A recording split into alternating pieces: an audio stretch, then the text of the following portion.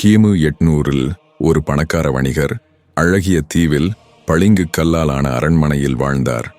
அரச பட்டாடை, பெருமை, புகழ் அனைத்தும் அவருடையதே. ஒரு நாள் தனிப்பட்ட படகில் பயணிக்கும்போது பயங்கர புயல் வந்தது. மரண பயத்தில் அவர் கடவுளிடம் கூறினார், நான் பிழைத்தால் என் அரண்மனையை விற்று பணத்தை ஏழைகளுக்கு தருவேன். அதே நேரம் புயல் நின்றது. அவர் வீடு திரும்பி அரண்மனையை ஏலத்தில் விடுவதாக அறிவித்தார். மக்கள் கூடி ஏலம் 20 கோடிக்கு உயர்ந்தது. எல்லோரும் மகிழ்ந்தனர். ஆனால் அவர் சொன்னார், ஒரு நிபந்தனை இருக்கு.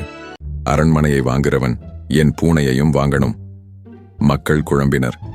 அவர் தொடர்ந்தார், ஏலத்தே பூனைக்குத்தான் போட்டேன். பூனை விலை 20 கோடி, அரண்மனை வெறும் 100 நாணயம். அவர் வாக்குறுதியை தந்திரமாக பூர்த்தி செய்தார்.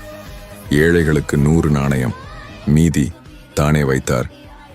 மக்கள் அதிர்ந்தனர். கடவுளும் ஏமாந்தாரோ? வீடியோ பிடித்திருந்தால் சப்ஸ்கிரைப் செய்யாமல் ஏமாற்றி விடாதீர்கள். தயவு செய்து சப்ஸ்கிரைப் மற்றும் ஷேர் செய்யவும். நன்றி.